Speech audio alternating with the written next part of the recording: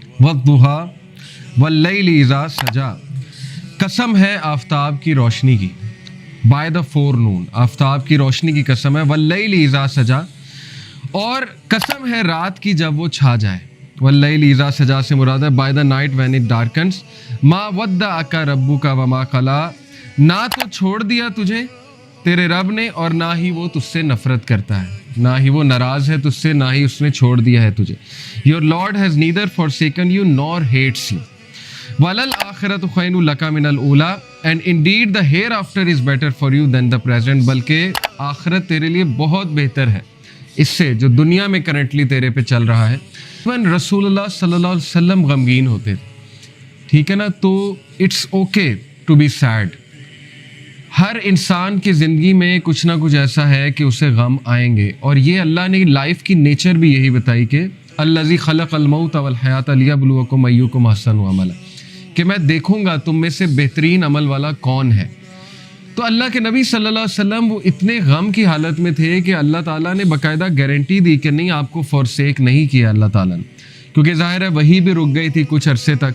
तो हज़रत जिब्राइल को मिस किया करते थे अल्लाह के नबी, फिर वो रूहानियत को मिस किया करते थे। तो ज़ाहिर है अल्लाह से अब कोई राब्ता डायरेक्ट नहीं है, पहले हज़रत जिब्राइल आया करते थे। तो सोचें कि कितना वो टफ टाइम होगा हमारे नबी पे।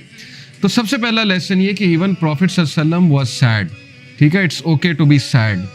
दूसरी बात ये जो इन चंद आयात से साबित हो रही है कि there is light, we are reminded कि रोशनी होगी, रात होगी, लेकिन रात के अंधेरे के बाद आप देखें रोशनी छा जाती है। तो अल्लाह ने इसीलिए स्टार्ट ही इसी से किया, वद्दुहा, कि मैं कसम खाता हूँ आफताब की रोशनी की, यानी there is always hope, there will always be a new day, और time will come and go, वक्त आएगा, बुरा टल जाएगा, फिर कुछ अल्लाह की तरफ से राहत आ जाएगी। तो this is how things happen, life की नेचर अल्लाह ताला बता रहा है कि यस अंधेरा भी छा जाता है और वो पूरा का पूरा छा जाता है, लेकिन कभी भी अंधेरा पूरा का पूरा नहीं रहता है, सुबह होती ही होती है। तो इसीलिए अल्लाह ने स्टार्ट ही वद्दुहा से किया, वल्लैलि इज़ा सजा, और जब रात का अंधेरा छा जाए, मा वद्दअका रब्बुका वमा कला। यहाँ से ये भी साबित होता है कि दुहा प्रेयर जो होती है, जिसे हम चाश्त की नमाज भी कहते हैं ना, 2 रकत नफल, तो उसके बारे में मैं एक हदीस सुना देता हूँ। अल्लाह के नबी सल्लल्लाहु अलैहि वसल्लम ने फरमाया, as each morning comes every one of you must give charity for every limb of their body. जब भी सुबह का वक्त हो तो तुम्हारे हर जो आज़ा है उसको सदका करना चाहिए।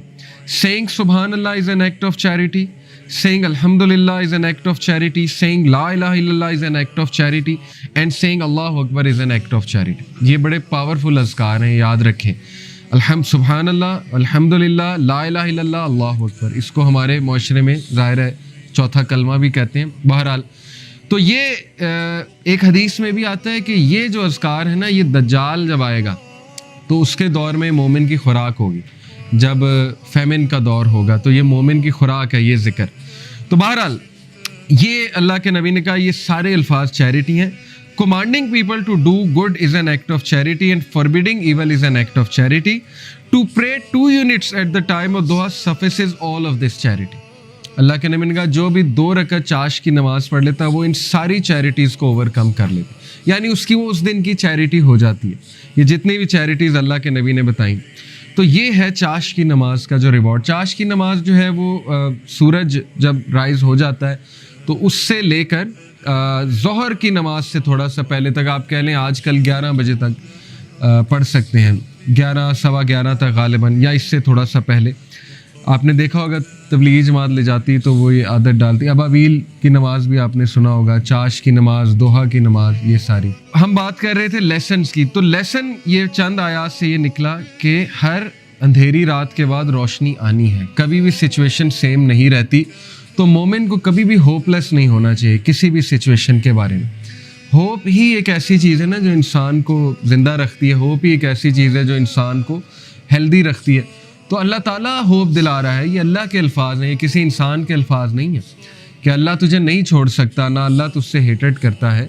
बस ये अल्लाह के कुछ तरीके होते हैं इंसान को टेस्ट करने के लिए, इंसान को कुछ सिखाने के लिए।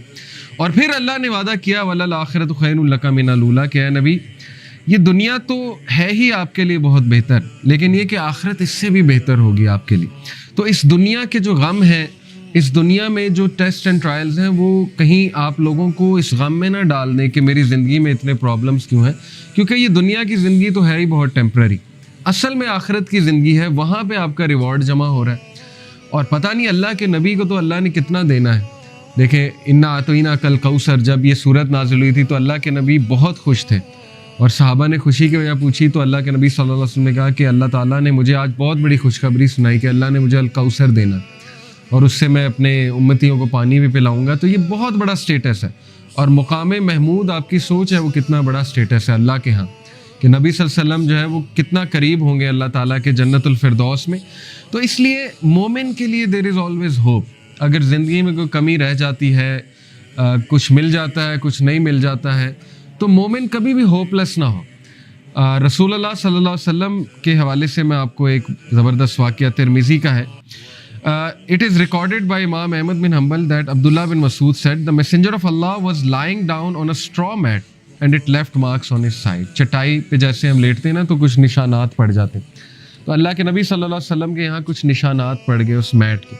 Then when he woke up he began to rub his side. So I said, عبداللہ بن مسعود نے کہا یا رسول اللہ will you allow us to spread something soft over this straw mat؟ اے اللہ کے نبی اگر آپ حکم کریں تو یہاں پہ میں کچھ سافٹ بچھا دوں.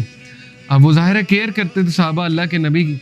He said, I have nothing to do with this world. میرا اس دنیا سے کیا لینا دینا. The parable of me and this world is like a rider who rests in the shade of a tree, then he passes on and leaves it. میری مثال ایسے ہے کہ جیسے ایک رائڈر کی مثال ہوتی ہے کہ جو چل رہا ہوتا ہے اور کچھ دیر کے لیے اس نے ریسٹ کرنا ہوتا ہے کسی شیڈ کے نیچے، ٹری کے نیچے، تو وہ بس ریسٹ کرتا ہے اور اس کے بعد اپنی جرنی پہ چلتا ہے. یعنی اس لیول کی فلسفی، اس لیول کا توکل، اس لیول کا یقین، اس لیول کا ایمان. تو زندگی اصل میں گزرتی ہے ایمان سے، توکل سے. یہ بلڈ کرنا چاہیے بچوں کا. اگر آپ نے کچھ بلڈ کرنا ہی ہے اپنا تو سب سے زیادہ ٹائم اس پہ لگائیں. حق الیقین.